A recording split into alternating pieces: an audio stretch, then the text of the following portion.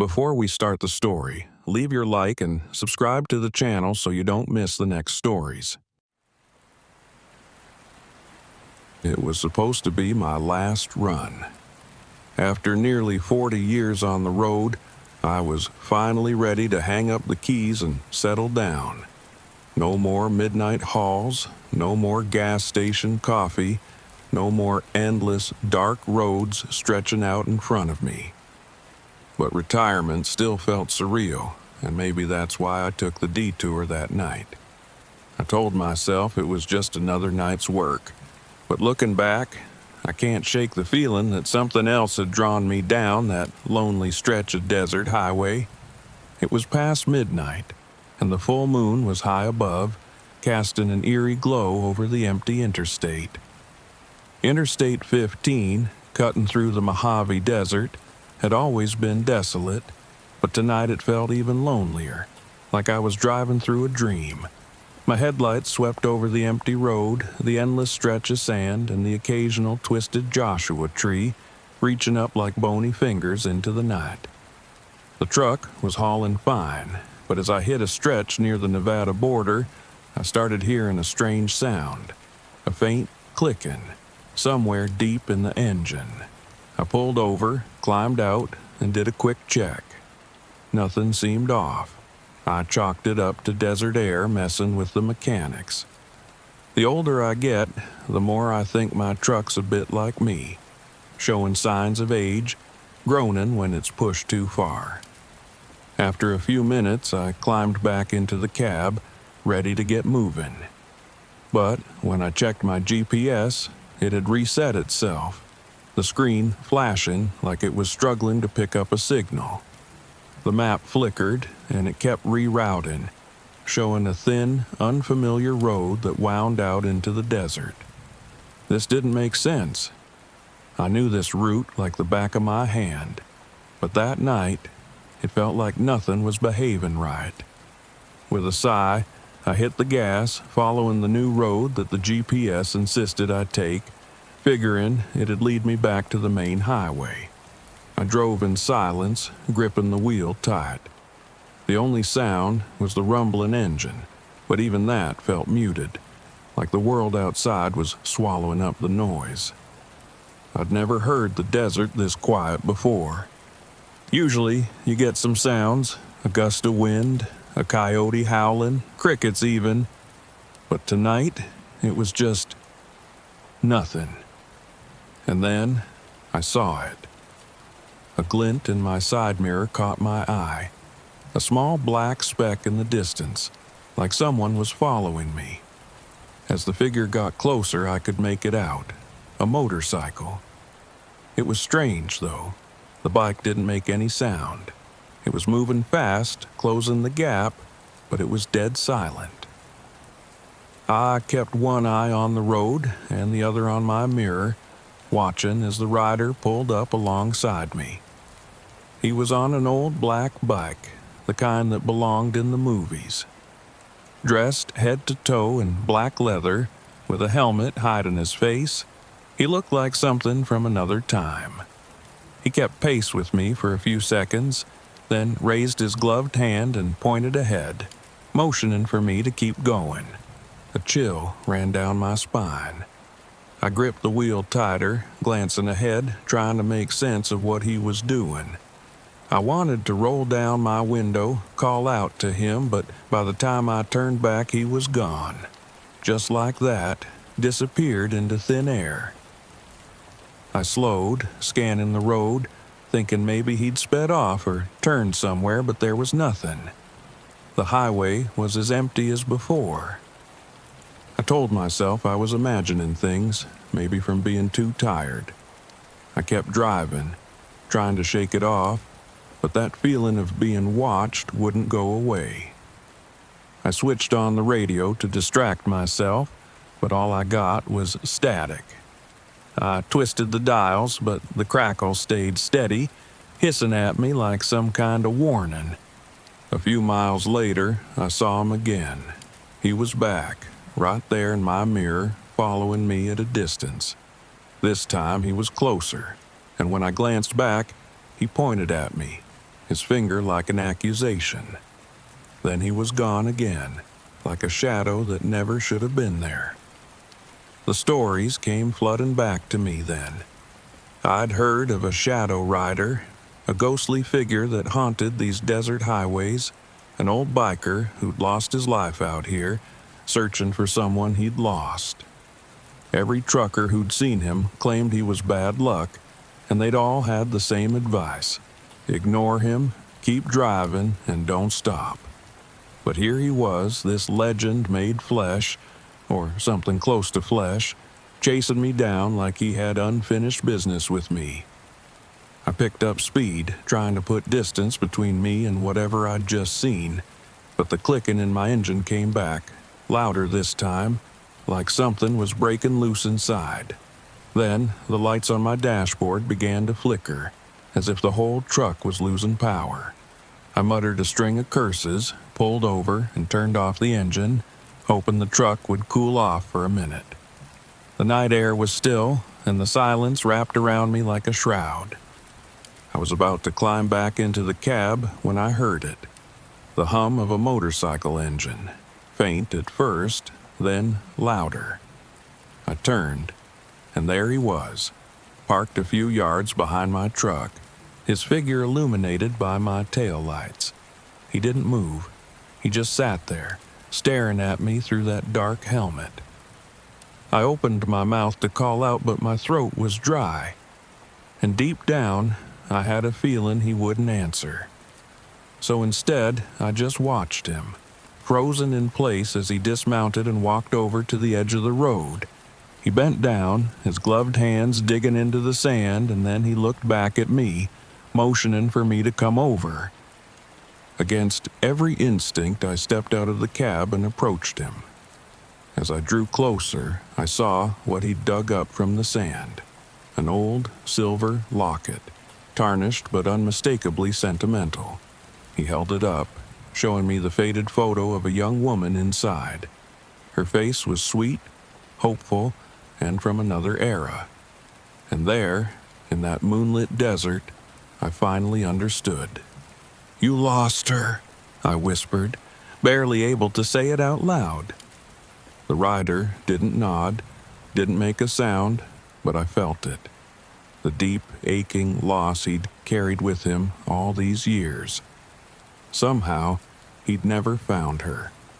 He was still searching, and that search had trapped him here, on this endless stretch of highway.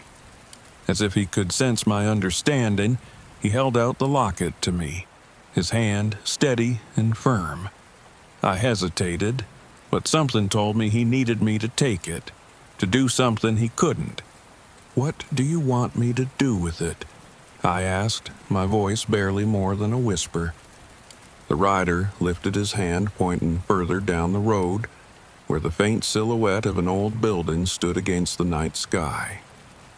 I squinted, realizing it was an abandoned diner, the kind that had once served travelers like us but had long since been left to the desert. I nodded, clutching the locket tight in my hand. "I'll take it there," I said. "I'll leave it for her." The rider's form seemed to fade, becoming more shadow than man, and for the first time, I felt a kind of peace settle over him. He stepped back, the dark visor of his helmet reflecting the moonlight, and then he raised his hand in a silent gesture of thanks. As I blinked, he vanished, leaving me alone in the vast, quiet desert.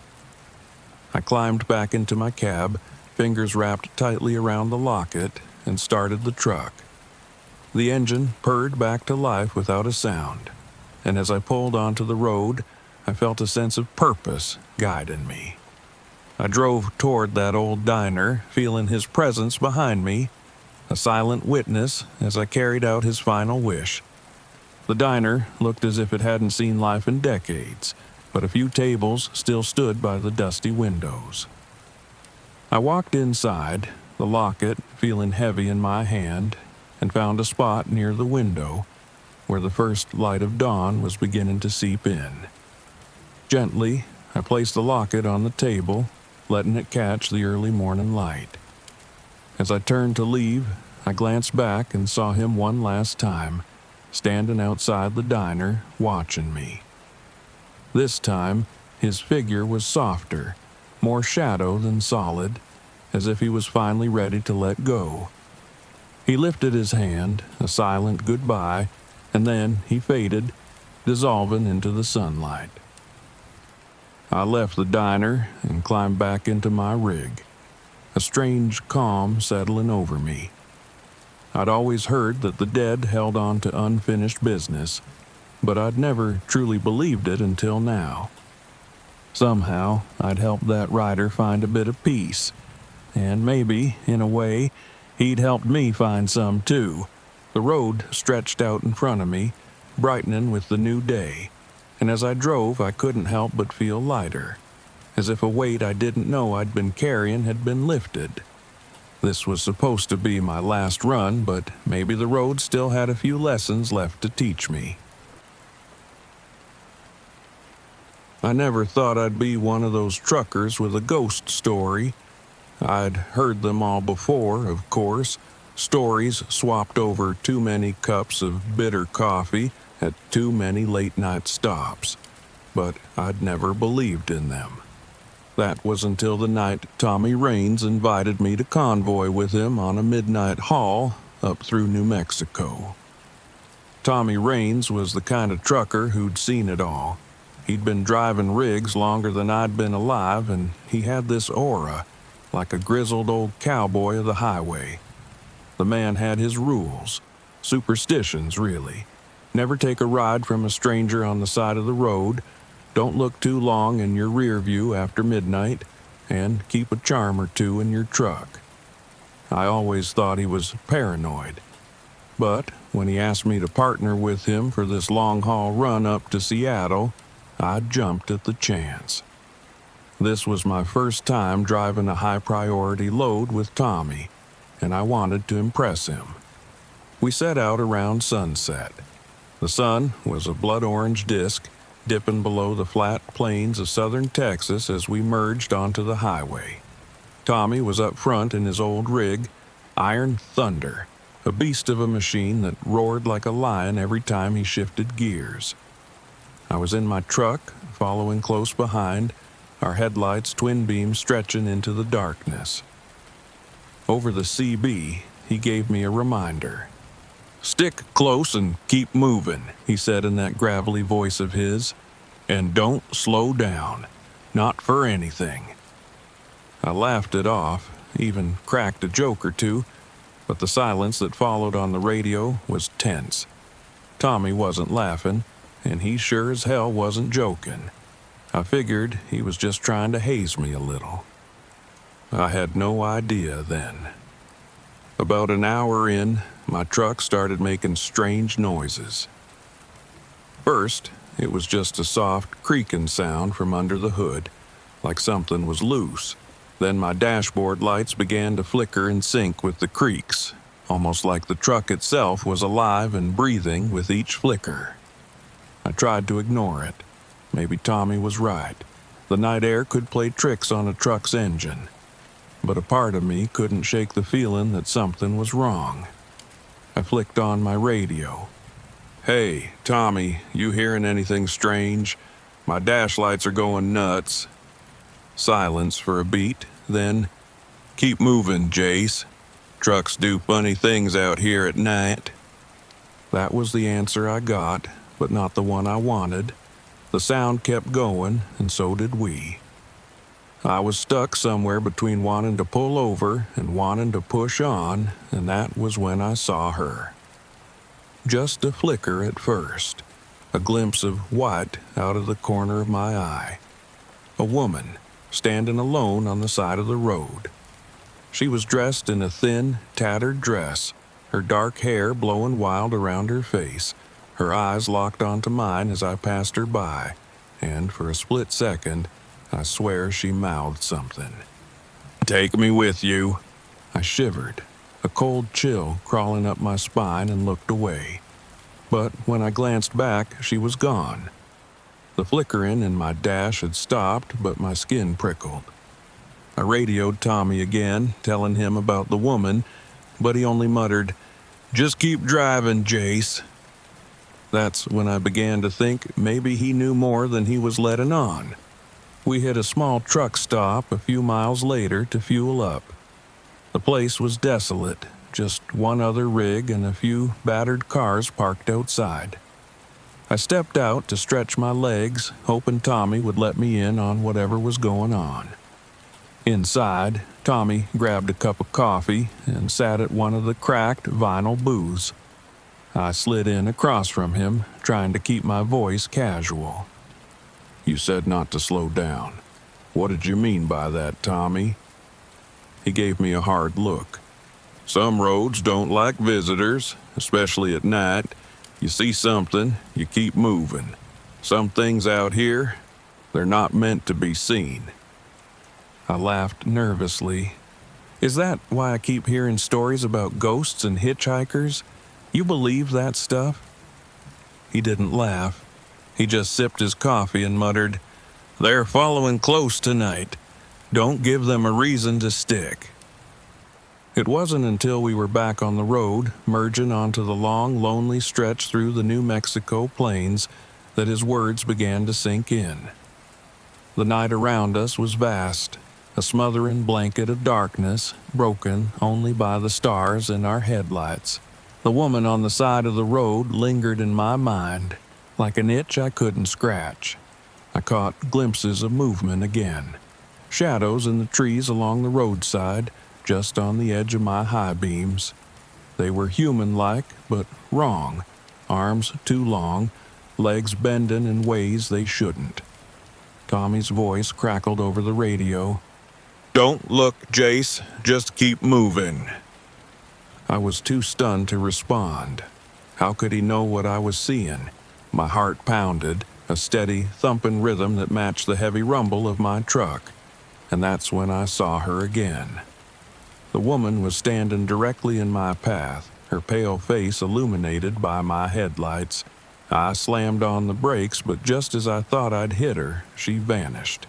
I sat there, paralyzed, watching as she reappeared in my rearview mirror, closer this time, mouthing those words again.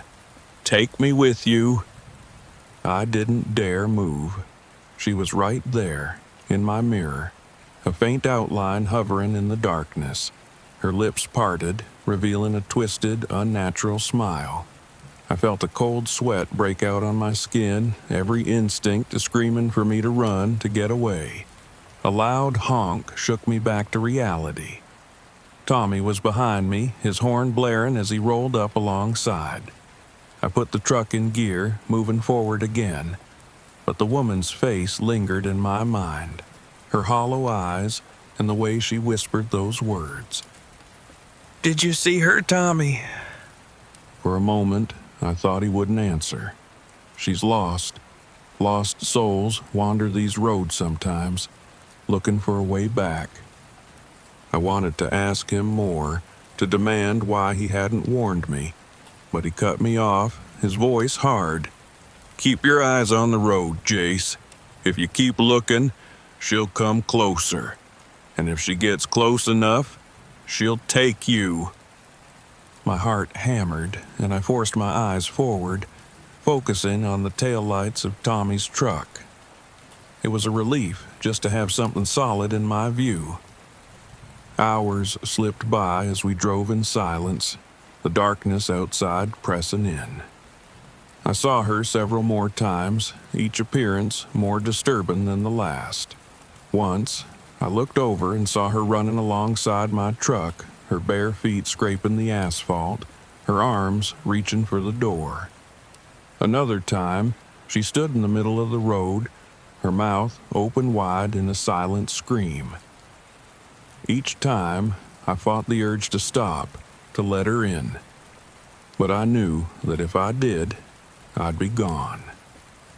Tommy finally broke the silence over the radio.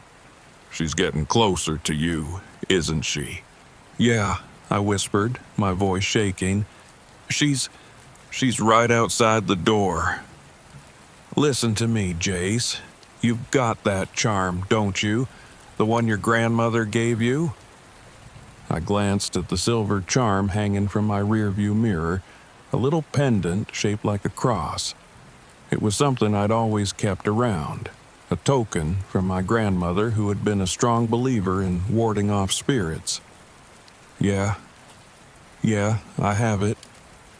"Keep it close and don't let her inside. She hates the light and the silver.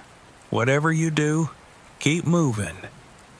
His voice was different now, urgent. I clutched the charm in my hand, feeling its cold weight against my skin. For a moment, the woman's figure faded, retreating back into the darkness, but I knew she wasn't gone. We'd been driving for what felt like hours when Tommy's voice came over the radio again, softer this time. "Jace, it's time for you to go ahead. I'll be right behind you, but don't look back." "What? Why?" "There's things out here that don't like me much. I've been doing this a long time, seen things no one should. Go on, don't stop for anything, no matter what." His voice broke off, and for the first time I heard something else. A faint, whispering voice over the radio. It was her voice, that woman on the road, calling Tommy's name. "Tommy, what is that?" I whispered, but the radio was silent. I shifted gears, pushing my truck to its limits as I sped up, pulling away from him.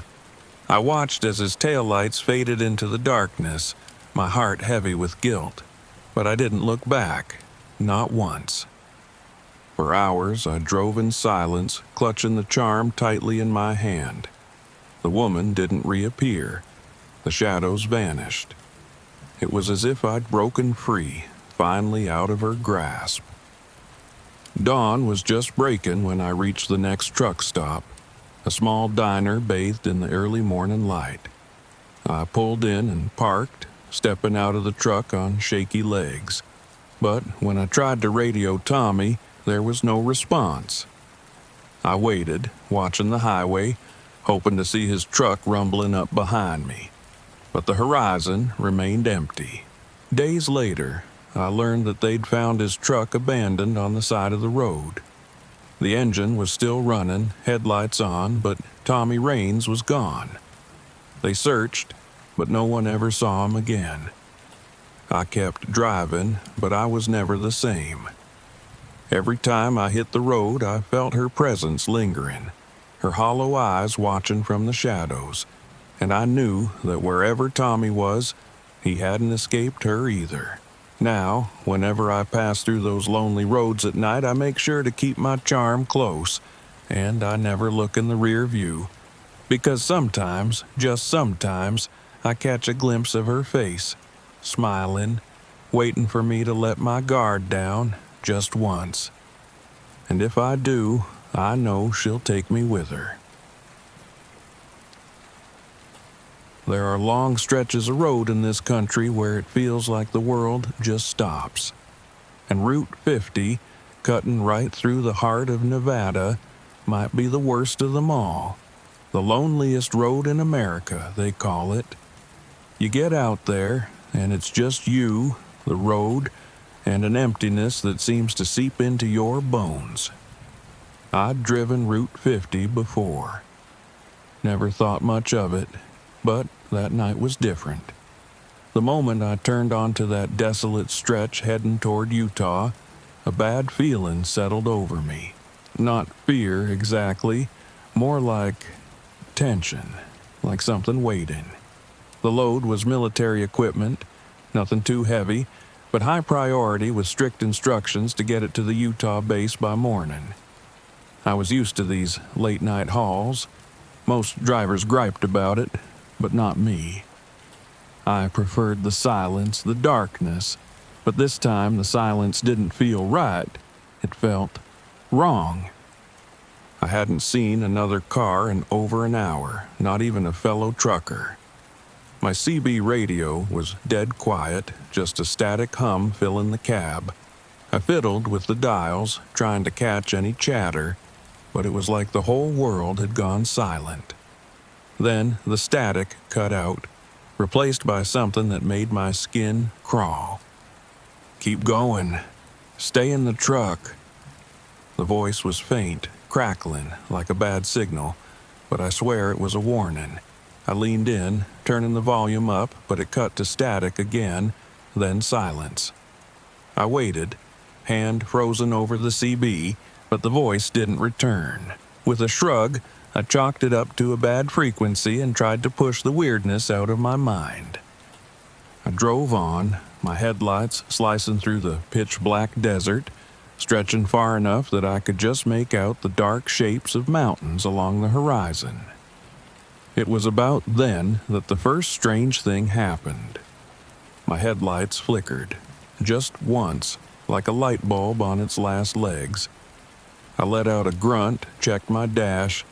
No warning lights, nothing. Probably just a glitch, I figured. I'd had the truck checked just last week. But then it happened again.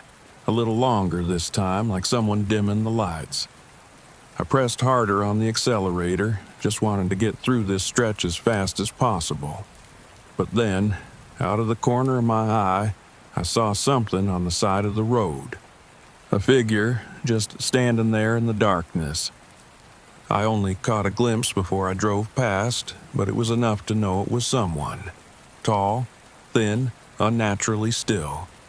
I shook my head, muttering to myself. Probably just some poor hitchhiker, though I hadn't seen anyone that night, and God knew where they'd be heading this late on this stretch of nowhere. That's when my radio crackled again. "Don't look, keep driving." It was the same voice as before, and it sent a cold chill up my spine. I grabbed the CB. "Who's this? You playing some kind of joke?" Only silence. I cursed under my breath, but then I felt it. This pressure in my chest, like something heavy was sitting on me, pushing down. I glanced in my rearview mirror, and for a split second, I thought I saw the figure again, standing right behind my truck. But when I blinked, he was gone. I laughed it off, figuring my mind was playing tricks on me, the fatigue getting to me. I took a long pull from my coffee thermos and forced myself to focus, to stop looking for things that weren't there. But the feeling in my gut, that creeping dread, it only got worse. A few miles later, the clock on my dash jumped forward by an hour. Just like that, with one blink, it was 3:12 a.m., and I'd lost an hour. But here's the thing, I hadn't gone that far. No way I'd driven 50 miles in an instant. My stomach twisted, a sickening wave rolling over me. "Don't stop. Whatever you do, don't stop." There was that voice again, clear as day this time. I could hear the fear in it. A driver's voice for sure, older, gritty.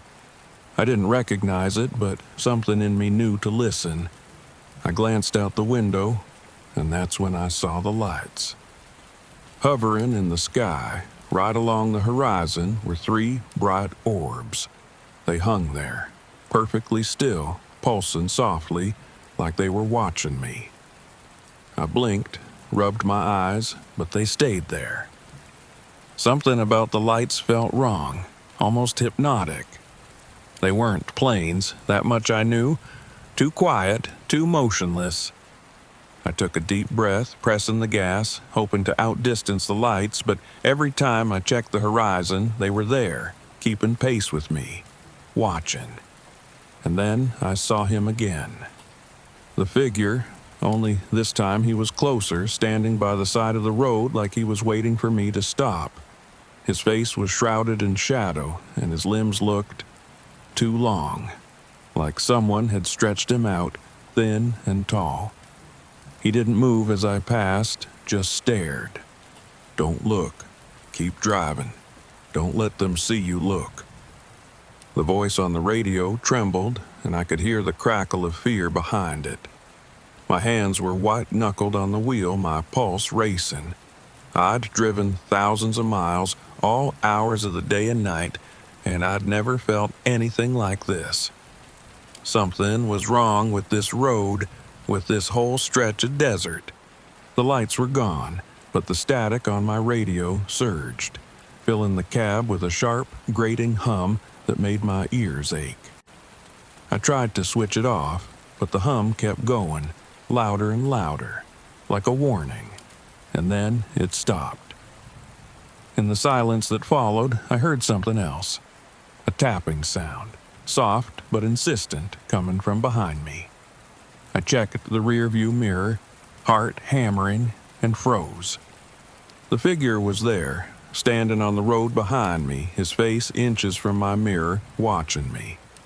His eyes were empty, just two black pits, and his mouth twisted into a smile that stretched far too wide. I slammed on the gas, pushing my rig to its limits, speeding through the night like a bat out of hell. "Stay in the truck, keep moving, don't look," I whispered to myself, repeating the words like a mantra. I didn't know who that voice on the radio was, but he'd been right so far, and I wasn't about to ignore him now. Minutes passed, or maybe hours. I had no idea anymore. The clock on my dash kept flickering, jumping forward by random increments like time was slipping away or like something was taking it from me.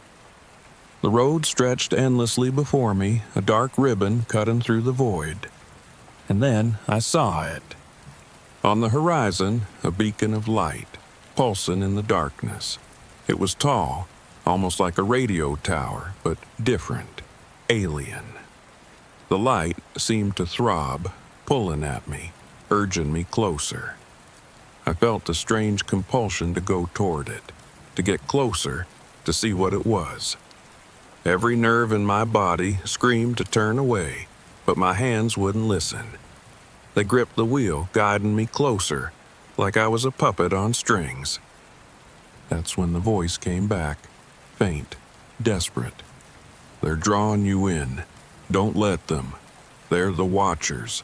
They take those who stop, who look. You're almost theirs." I bit my lip, hard enough to draw blood, the pain snapping me back to reality.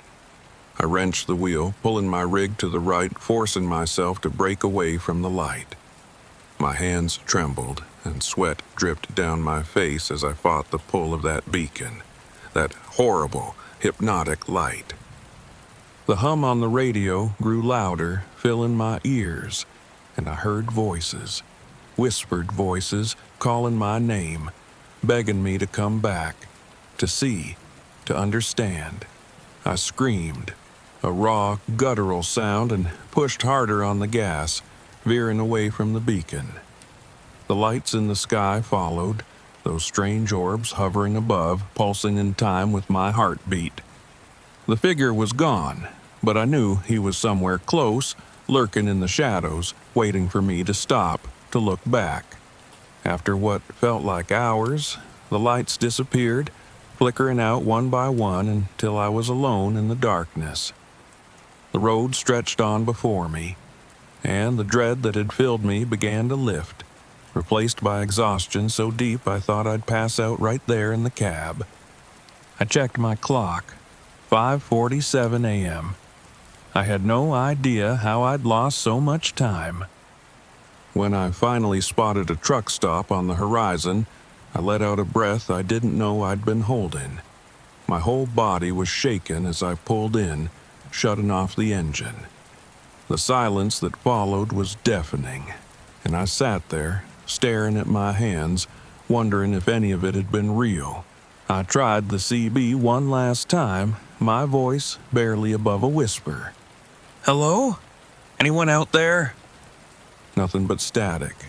And then, faintly, the voice returned one last time. "Some roads aren't meant for people like us. You made it out. Don't go back." I stumbled out of the cab, needing fresh air, something real to hold on to. The dawn was breaking, soft light spilling over the horizon, casting the desert in a gentle, golden glow. But even then, I could feel them, the watchers, waiting out there in the darkness beyond the light. I climbed back into my rig, feeling an emptiness settle in my chest, a hollow place that would never feel whole again. I knew one thing for certain. I would never drive Route 50 again. And every time I get on the road now, I catch myself glancing in the rearview mirror, waiting, watching. Because once you've been seen by the watchers, you're never truly alone. They call me Hound on the road because I've got a knack for finding my way around back routes, always getting my load there on time. But that night in the desert, even I felt lost. It was a feeling that ate at my bones, and I'd be lying if I said it didn't shake me. I wish I'd listened to my gut and turned back. But you'll see why I couldn't. I was running a late haul from Houston to San Diego, a last-minute gig with a nice paycheck, enough to help my daughter out with her hospital bills. Nothing unusual, just some medical supplies boxed and sealed in the back. I'd done 1,000 trips just like it. All I had to do was get from point A to point B, and I'd have a little peace of mind. For once. The trouble started around midnight, right in the middle of the desert. A crash on the main highway had blocked everything for miles, so I took a detour down a 2-lane road that cut through empty, quiet land, the kind of place where even coyotes don't wander. As soon as I turned down that road, something shifted in the air. The desert felt heavy, as if it didn't want me there. I chalked it up to exhaustion. I'd been running on fumes myself, way overdue for a decent sleep. A man can only take so much coffee and truck stop burritos before he starts seeing things. But I kept driving, eyes on the road, ears tuned to the hum of the truck, hoping that I'd make it to a rest stop before I nodded off. And that's when I first saw them. Out of the darkness, headlights appeared in my rearview mirror. At first, I figured it was another trucker, maybe also trying to skirt around the crash. But as they got closer, I realized it was a whole convoy of trucks, old military-style rigs with rusted sides and faded numbers on their doors. There were no license plates, no identifying marks, just big, hulking shadows bearing down on me, their dim headlights barely lighting up the road. They were driving slow, too slow, almost as if they were waiting for me. I turned off onto a dirt road to let them pass, but when I looked back, they were gone. Just disappeared. A chill crawled up my spine, but I shook it off. Just another late-night hallucination, I muttered. My CB radio crackled to life, filling the cab with static, and then I heard my own name. Jeb. I froze, my hands gripping the wheel, listening as the voice trailed off into more static. The voice was familiar, too familiar. It sounded like a man I'd known years back from a rough patch in my life. No way it could be him. He was long dead. You're just hearing things, Hound, I told myself. I switched the CB off, but the static lingered in my ears, and I couldn't shake the feeling that I wasn't alone out there. It was as if the desert itself was watching me, waiting for me to make a wrong turn. After another hour of driving, I saw a small town pop up on my GPS. I pulled off, thinking I could use a break, a cup of coffee to shake off the chills. The town was an odd little place, a single main street with buildings that looked like they hadn't been touched in 50 years. Desert sand had drifted over the sidewalks, and dim lights flickered from the windows of an old gas station. I stepped inside, the bell over the door clanging as I entered, and a man stood behind the counter, looking about as worn out as the place itself. He had a nervous look in his eyes, and his fingers tapped on the counter as if he couldn't stand still. "Anything to drink around here?" I asked. He nodded, but didn't say a word, just pointed to the coffee pot. I filled a cup, the steam barely rising off the surface, and took a sip. It was cold, really cold. "You're heading west, ain't ya?" The man finally spoke, not looking at me. "Yeah, just a quick stop here. I'll be out of your hair in a minute." He shook his head slowly, eyes fixed on the floor. "You should turn around. There's nothing west of here but trouble." His voice was barely a whisper, like he was telling me some dark secret. "Just passing through," I replied, trying to brush him off. But the way he looked at me, with eyes like a man who's seen something he can't forget, made me uneasy. I left the gas station, the man's warning echoing in my head, but I didn't have much of a choice. My route was already locked in. I climbed back into the truck and took off, the little town disappearing in my rearview mirror, swallowed up by the darkness. It wasn't long before I saw them again, the convoy. The same old military trucks, moving slow, too slow, their lights dim as if they were just shadows of real trucks. I sped up, hoping to shake them, but they kept pace, their headlights flickering in the darkness like old lanterns, casting eerie shadows across the desert floor. And then the radio crackled again. This time, the voice was clear, a low, gravelly whisper that sent chills down my spine. "Come home, Jeb. Come back." The voice was one I hadn't heard in years, but I knew it. It was Sam, an old buddy from a different life, a man I'd worked with on a job that went south. Sam had died in a bad wreck, one I barely walked away from, and I hadn't thought about him in years. But there he was, his voice echoing in the static, calling me back. I turned off the radio, my hands shaking. "This isn't real," I whispered. "Just keep driving." But no matter how far I went, the trucks stayed behind me, edging closer, the headlights cutting through the dark, casting shadows that seemed to move on their own. Each time I glanced in the mirror, the trucks were a little closer, a little more menacing. My chest tightened and my hands gripped the wheel until my knuckles turned white. And then I saw the sign. Just ahead, a faded sign on the side of the road read, "Dead Zone. Enter at your own risk." My stomach turned and I fought the urge to slam on the brakes. Something in my gut told me that if I stopped now, I wouldn't leave this desert alive. The convoy was right behind me, their headlights illuminating the sign, casting long shadows that stretched across the road. I tried to turn off onto a different road, but each turn led me back to the same place. It was as if I was being herded, forced deeper into the desert. Sweat poured down my face and I could feel my mind slipping, the exhaustion finally catching up with me.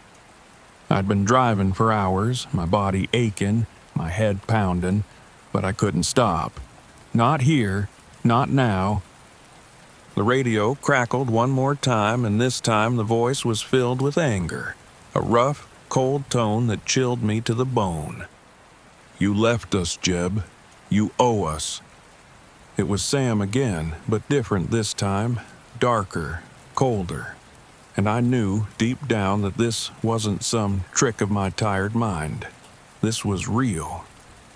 I fumbled in the glove compartment, grabbing a flare.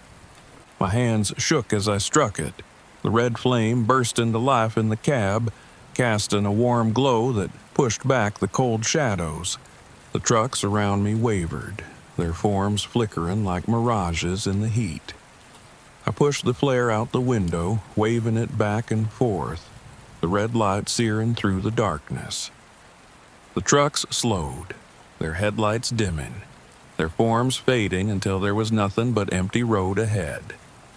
For a moment, I was alone again, the desert stretching out in every direction, silent and still. But I knew it wasn't over. Not yet. I pushed the truck forward, the engine roaring as I sped down the road, my eyes fixed on the horizon. I didn't dare look back, not until I reached the main highway, where the lights of passing cars filled the road and the weight in my chest finally lifted. When I got to San Diego, I parked the truck, climbed out, and didn't look back. My hands were still shaking, my mind reeling from the night I'd just survived. I knew no one would believe me if I tried to explain what happened. Hell, I barely believed it myself. But every now and then, I catch myself glancing in the rearview mirror, half expecting to see that convoy of shadows, the ghosts of the past, still following me, still calling me back to the dead zone. And I keep a flare in my glove box just in case. You'd think a guy like me, a guy who's been trucking for over 30 years, would have seen it all by now. Ghost stories, superstitions, wild tales from the road, I've heard 'em all, and I've always laughed 'em off. But that was before I got the job hauling the lady in the cabinet. Now, I wish I'd listened to every warning, every crazy, far-fetched tale. It started in Chicago, a last-minute deal that dropped into my lap on a slow week. My dispatcher called it a special request from a rich collector out in Savannah, Georgia. One item, a cabinet, supposed to be some big deal antique. Good pay, too. Enough to wipe out some old debts and give me breathing room. I wasn't exactly in a position to say no. The client's instructions were specific. Load the cabinet and don't open it. Don't let anyone else touch it either. Superstitious collectors, I chuckled to myself. Probably think the thing's cursed. Little did I know, I was dead right. When I first saw it, the cabinet didn't look like anything special, at least not enough to deserve all this fuss. Just an old, heavy wooden thing with strange carvings along the edges. Figures of people and animals all swirling around each other. It gave me the creeps, but I shrugged it off. My rig's trailer could handle it, and I wanted to get moving. First sign of trouble was the truck itself. Not 20 miles out of Chicago, my headlights flickered and the radio sputtered. Now, I know old trucks have their quirks, and I'd driven this rig long enough to know she'd been acting up lately. But this was different. The engine groaned like it was struggling, even though the load wasn't heavy. I ignored it, figuring I'd have my buddy Ralph take a look when I hit Tennessee. She'll hold, I muttered, but my gut was telling me otherwise. The road stretched out dark and empty, with only the hum of the tires and the occasional hiss of air brakes breaking the silence. I was making decent time, cruising down the highway, but as the miles wore on, I started feeling odd. It was like this bone-deep chill settled over me, even though I had the heater blasting. Then, when I stopped for the night in Tennessee, things got even stranger. I was just stepping out to grab a quick coffee and a stretch when a young guy sidled up to me, thin as a rail, with wide eyes that looked a little too haunted. "You got a ride?" he asked, voice barely more than a whisper. "Not tonight," I said, pulling my jacket tighter around me. "Gotta get moving soon." I tried to keep my tone friendly, but something about him didn't sit right. He didn't blink, just stared at me with a hollow look. "What's in the back of your truck, mister?" I felt a prick of unease. "Just some old junk, nothing special." The kid shook his head, his voice lowering to a gravelly murmur. "That thing in your truck don't belong here. She won't let you leave until she's home." He turned and walked off into the night before I could respond. I stood there, my stomach twisting, the cold creeping up my neck. The guy was just messing with me, I told myself. But when I got back in the truck, the radio kicked on by itself, blaring static. I switched it off, a chill creeping over me, and started driving. That's when the dreams started. I barely remember falling asleep, but I must have, because suddenly I was somewhere else entirely. A big house, ancient and dark, with narrow hallways stretching in every direction. The air was thick with dust, and in the shadows I could swear I heard someone whispering my name. The sound of footsteps behind me, soft and persistent, made my skin prickle. I woke up drenched in sweat, the steering wheel slick under my hands. My heart pounded as I tried to shake off the nightmare. I glanced back at the trailer, the cabinet inside. "Just a piece of wood," I muttered, more to myself than anyone. But it didn't feel like just a piece of wood. The next day, I noticed people staring at me, but not the usual looks. When I stopped at a diner, the waitress handed me coffee with a trembling hand, her eyes darting to the truck. The other drivers in the parking lot seemed to avoid me altogether, giving my rig a wide berth. Back on the road, I started seeing things. Shadows in my mirrors, shapes that seemed to move just outside my line of sight. I'd catch a glimpse of a figure, a woman, dressed in white, her long, tangled hair hanging over her face. She'd be there, standing in the distance, just watching. But each time I turned around, she was gone. It was eating at me. Every inch of my instincts told me to turn back, to dump the load and drive as far as I could, but I couldn't bring myself to lose the paycheck. And maybe that's how she got to me. Late that night, driving through Georgia, I decided to pull over. I'd had enough. I'd leave the cabinet at a small truck yard, call the dispatcher, and let them deal with it. I turned off the engine, climbed out, and slammed the trailer door shut behind me. When I got back in the cab, I heard a noise behind me, a creak, soft and deliberate. The trailer door had swung open. I couldn't believe it. Must have missed the latch, I thought, even though I knew better. I climbed out and checked again, re-latching it firmly, then turned to get back into the cab. That's when I saw her, standing in the darkness by the roadside, close enough that I could see her eyes, cold and empty, with a kind of hunger that twisted my insides. She didn't move, didn't make a sound. She just stared. A scream built up in my throat, but I choked it back, my hand shaking as I got in the truck and locked the doors. I tried to start the engine, but nothing happened. The headlights flickered, and in their weak, fading glow, I saw her again, this time even closer. She was moving toward me. I don't know what came over me, but I felt this deep, gut-churning fear, like I was about to become part of her twisted world. My hands fumbled in the compartment, grasping at my emergency supplies, and I pulled out a small gasoline container. With shaking hands, I poured it over the trailer floor and around the cabinet. The lighter sparked, and the flames spread quickly, licking up the sides of the cabinet. And that's when I heard it. A scream, piercing and inhuman, filling the air. It was like every haunting, every bit of darkness I'd ever feared was alive, trapped in that cabinet. The sound clawed its way into my ears, tearing at my mind. The flames grew, and I staggered back, stumbling onto the road as the cabinet burned, the figure of the woman twisting in the shadows, her face contorting in agony. Her form seemed to break apart, dissolving like mist, her shrieks fading into the night. When it was over, I stood there, heart pounding, my knees weak. The cabinet lay in ashes, and the cold, unearthly presence I'd felt for days was gone.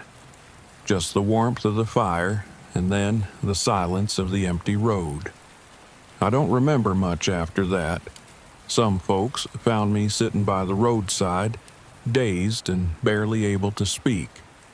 They took me to a hospital where the doctors told me I was in shock. But when I tried to tell them about the woman, the cabinet, they only looked at me like I was crazy. A week later, I got a call from the dispatcher asking what had happened to the load. I told him what I'd seen, but he just laughed it off, saying I must have fallen asleep and dreamed it up. Said there was no cabinet in the trailer when they towed my truck back to the yard. But I know what I saw. I know she was real. I left trucking after that, sold my rig, and moved far away from any back roads or open highways. But sometimes, late at night, I still feel her there, just out of sight. And if I'm ever back on the road, I keep a lighter and a flask of whiskey with me, just in case she decides to hitch another ride. You can laugh if you want, call it a crazy story told by an old trucker. But if you ever hear about a cabinet, a beautiful, haunting thing carved with strange figures, my advice is simple. Turn and walk the other way. Some things are meant to stay buried. You ever hear of Cold Hollow? Not the sleepy little town up in Vermont, but the mountain pass that seems to have its own rules for those who wander through? I hadn't either. Not until that night I got stuck out there with Nate, my old mentor. It was a run that changed me for good. My name's Alex Morales, but most folks on the road call me Rookie. I'd been hauling for a couple of years, but I was still green, still learning. When Nate, or Big Rig as everyone knew him, asked if I'd take a cross-country with him from Seattle to some project site out in New Hampshire, I jumped on it. Big money, he said, and I could finally show him I was up to it. We were carrying industrial parts, big, heavy stuff that some folks up there were eager to pay extra for. "Don't think I've ever seen you this wound up," I said as we loaded up. But Nate just shrugged it off, giving me that tired look he always wore like a badge. "Hell, Rookie," he grunted. "A man's gotta make his living." We'd been driving for hours by the time we crossed into Vermont. Nate was behind the wheel, and I was dozing off, letting the hum of the truck ease me into a kind of trance. But then, somewhere along Interstate 89, the GPS fizzed out. It kept trying to reroute us, putting us on smaller roads that weren't even on the map. Nate cursed under his breath, pulling off onto some narrow, winding road without slowing down. "Stupid tech," he muttered, ignoring my protests. We were both on edge, and the late hour didn't help. I could feel the tension between us, the way he kept his jaw tight, fingers wrapped around the wheel like a vice, and the way my pulse quickened every time the headlights caught the flash of something in the trees. Then we saw it. A truck stop, off to the right, surrounded by thick fog and dead trees. It had this faded neon sign flickering over a lone gas pump, the kind you'd expect to see in a horror flick. Nate slowed down, almost like he couldn't help himself. "Let's fill up," he grunted. "Last thing we need is to run dry." I got out and stretched, the cold biting at my skin. Inside the station, behind the counter, was a wiry old man with a face like crumpled paper. He stared at us, unblinking, a half smile twisting his thin lips as we approached. I forced a friendly nod. "How's it going?" I asked, trying to keep my voice steady. "You're in Cold Hollow," he said, his voice hollow, like the words had been chewed up and spat out. "Once you're here, well," he trailed off, giving Nate a sly look. "It's hard to leave." Nate laughed it off, tossing cash on the counter and hurrying me out the door. But the man's words clung to me like the damp air, and a shiver trickled down my spine as I glanced back, half expecting him to be watching from the door. But he was gone. The whole place had fallen dark as if we'd imagined it. Back on the road, the darkness seemed to press in tighter. Even Nate seemed rattled, gripping the wheel like it was all he had.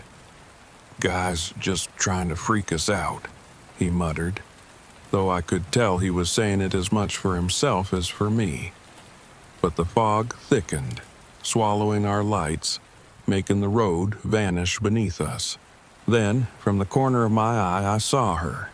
A woman standing just off the road, shrouded in white, her face hidden in a dark veil of hair. She didn't move, didn't react as the truck sped past. I whipped my head around, heart pounding. "Did you see her?" I whispered, feeling the fear creep up my throat. "See who?" Nate barked, not taking his eyes off the road. "The woman," I stammered, standing by the trees. She was just watching us." He shook his head, but he was breathing a bit faster. "It's just your imagination, rookie. Let's keep moving." But it wasn't just my imagination. I could feel her eyes on us, her cold presence lingering in the cab, and the night kept getting colder. I tried to brush it off, tried to ignore the gnawing sense that we were being watched, that we weren't alone. After a while, I noticed something strange. My hands were shaking, my vision blurring as an unnatural chill seeped into my bones. I glanced over at Nate. His face was pale, beads of sweat trickling down his temple even though the cab felt like ice. He gripped the wheel so tight his knuckles had gone white. "You okay, Nate?" I asked, but he just grunted, not looking at me. Then, out of nowhere, the truck started to shudder, the engine groaning like it was straining under a massive weight. Nate cursed and punched the dash. "Stupid hunk of junk," he muttered, but it felt like something more than just a mechanical issue, like the truck was resisting, like it was being held back. And then the truck stopped, just like that, dead in the road.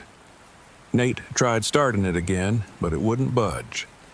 The temperature kept dropping, frost forming on the inside of the windshield, and the darkness outside seemed to press in even closer. Then we heard it, a whisper, soft at first, curling through the cab like a breath of wind. It sounded like a girl, pleading, her voice thin and cold. "Help me," she whimpered, a chilling echo that burrowed deep into my bones. I glanced at Nate, who was gripping the wheel, his eyes wide, his face a sickly shade of white. He'd heard it too. "Enough of this crap," he growled, flinging open the door and stumbling out into the dark. I hesitated, every instinct screaming at me to stay put, but I followed him, stepping out into the icy night. The fog had thickened, clinging to us, swirling around like a living thing. And there, in the middle of the road, she stood, the woman in white. Her hair hung in limp strands over her face, her eyes two dark hollows, voids of any warmth or life. I couldn't move, couldn't breathe. She lifted a hand, beckoning, her lips curling into a cold, twisted smile. Nate froze, staring at her, his face twisted in terror. "Stay away," he rasped, but she only smiled wider, that chilling, lifeless grin. The cold intensified, and I could feel my body weakening, my legs growing numb as the frost crept up my spine. The whispers grew louder, echoing around us, pleading, crying, filling my head until I thought I'd go mad. I looked at Nate, who was clutching his chest, his breath visible in short, ragged gasps. He fell to his knees, his face drawn, as if the life was being sucked out of him. And then she moved, slowly, gliding toward us, her hollow eyes fixed on Nate. I don't know what came over me, but instinct kicked in. I grabbed his arm, dragging him toward the truck. "Come on, Nate," I shouted, but he seemed dazed, his eyes distant, unfocused. I practically threw him into the cab, slamming the door behind us. Inside, I fumbled around for something, anything, that might help. Then I remembered an old superstition I'd heard somewhere about cold spirits. Fire. They hated warmth. In a panic, I reached into the storage compartment, grabbing a small emergency flare. My hands were numb, shaken, but I managed to strike it, the bright red flame flaring to life. The warmth spread quickly, the heat washing over us, and I could feel the cold retreating, the whispers fading. Outside, the woman shrieked, her face twisting in fury, her form flickering, dissolving like mist in sunlight. The frost on the windshield melted, and for the first time I felt warmth return to my bones. The engine roared to life as if awakened by the heat, and I floored the gas, speeding down the road, away from that cursed place. Nate slumped in his seat, his breathing shallow, his skin ashen.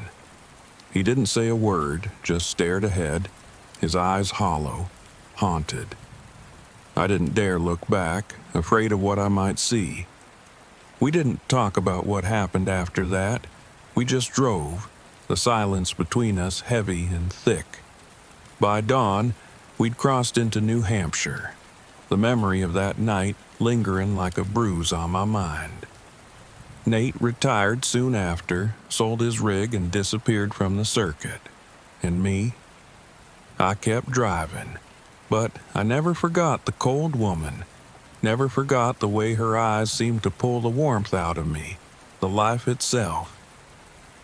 I carry a flask of whiskey and a lighter with me now, a reminder of that night and a shield against any ghostly chill that might creep up on me in the dark.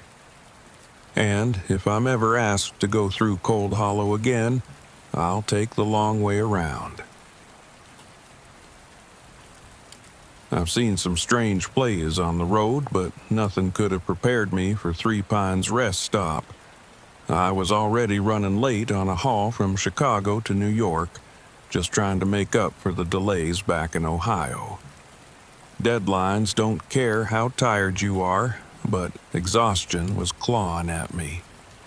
By the time I saw the faded sign for Three Pines Rest Stop, next exit, I was desperate enough to take it. I pulled off the interstate, navigating the narrow, forest-lined road. The mist hung low over the asphalt, drifting around the trees like it was alive. It felt off right from the start, but exhaustion can make you feel strange things. I figured I'd just stretch my legs, grab some shut-eye, and be back on the road in a couple hours. The place was a mess, like it hadn't been maintained in decades. The parking lot lights cast a sickly, dim yellow glow over everything, barely enough to see the other cars and trucks parked here. I counted 3 trucks, a few beat-up sedans, and one rusted RV with tires that looked flat. The whole scene felt wrong, like stepping into a still frame of a forgotten time. I climbed out of my rig, my boots crunching on the gravel, and took a deep breath. The air was damp, heavy, and smelled faintly of mildew. Across the lot, I could see the rest stop building, a squat little diner with faded paint and open 24 hours flickering in the window. The fog swirled around it, giving it an unsettling, almost dreamlike appearance. As I looked around, I noticed that the other vehicles weren't empty. A shadow sat in the cab of a truck to my left, slouched over the wheel. Another figure was in the RV, just sitting, staring forward, unmoving. Normally, I'd have gone up, knocked on a door, shared a bit of road talk, but something about these people didn't feel right. They looked like statues, frozen, lifeless. I glanced around, hoping someone would look up, wave, maybe crack a smile. Nothing. I shook my head, muttering, probably just tired, and started toward the diner. My footfalls echoed across the lot, and as I reached the door, I noticed something in the window. A face staring back at me. A woman, pale, hair tangled, her eyes hollow and fixed on me. I stopped in my tracks, heart hammering. But in the next moment, she was gone. I figured it was my reflection, maybe a trick of the light. So, I pushed open the door and stepped inside. The diner was empty, save for a few booths with figures sitting in them. Shadows caught mid-conversation but entirely silent. The place reeked of stale coffee and old cigarette smoke. As I made my way to the counter, a heavy sense of unease settled over me. Every eye in that diner seemed locked on me, even though no one was moving. The lights buzzed softly, flickering overhead, adding to the eerie stillness. I slid into a booth by the window, trying to shake off the feeling. I needed a rest. Just one cup of coffee, a quick shut-eye, and I'd be out of here. But as I settled in, I noticed a man at the booth across from me. His face was thin, haggard, with eyes that seemed to look right through me. He was mumbling something under his breath, over and over. "Don't go to sleep. Don't go to sleep." I leaned in, my voice low. "Hey, buddy, you all right?" He didn't respond, just kept muttering, his eyes wide with a fear that made my skin crawl. I shifted, uncomfortable, and noticed the other people in the diner were also mumbling. Their lips moved soundlessly, as if trapped in some sort of trance. Some were staring at old cell phones, others just stared into space. And then, like someone had flipped a switch, every voice went silent. The man across from me snapped his gaze up, his eyes locking onto mine. "Once you're here, you don't leave." A chill ran down my spine. I forced a laugh, trying to brush it off. "I'm just here to rest a bit. Got a haul to finish." He shook his head slowly as if I didn't understand. His eyes dropped to the table. I decided I'd seen enough. I stood up, intending to head back to my truck, but then I heard it. "Daddy!" I froze, heart pounding. That voice, I hadn't heard that voice in years. Slowly, I turned, and there she was, my daughter. A little girl with long dark hair and big brown eyes, sitting in one of the booths. She looked exactly as she had when I'd left, years ago, right down to the pink bow she used to wear in her hair. But this couldn't be her. It had to be a dream, a trick. "Daddy, why did you leave?" The question hit me like a punch to the gut. I stumbled back, grabbing the edge of the counter to steady myself. This isn't real," I muttered, more to myself than anyone else. "Why did you leave, Daddy?" Her voice was soft, sad, and the look in her eyes tore me apart. All those years of running, of pretending I'd done the right thing, melted away under her gaze. My hands started shaking, and I backed away, desperate to leave. But the patrons in the diner were standing up now, all of them, their faces blank and gray, eyes hollow like my daughter's. They stepped toward me, closing in, whispering in raspy, hollow voices. "Stay with us." I turned and ran, slamming out of the diner and back into the parking lot. But when I reached my truck, my keys were gone. I scrambled through my pockets, panic flaring as I realized I must have dropped them inside. Behind me, the shadows were spilling out of the diner, creeping toward me, their faces twisted in expressions of sorrow and anger. "Once you're here, you don't leave."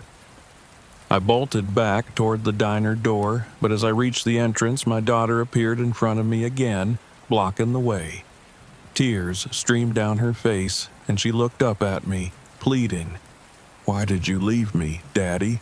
Why didn't you come back?" I was breaking down, all the years of guilt and regret crashing over me like a tidal wave. I thought it was best. I thought I was doing the right thing," I whispered, barely able to get the words out. The other figures were closer now, their whispers louder, repeating their haunting refrain. Stay with us. A part of me wanted to give in, to let the regret pull me under. But somewhere deep inside, I knew this wasn't right. This place, these people, they weren't real. I forced myself to look at her, my little girl, the daughter I'd abandoned. She was a memory, a ghost, and she was gone.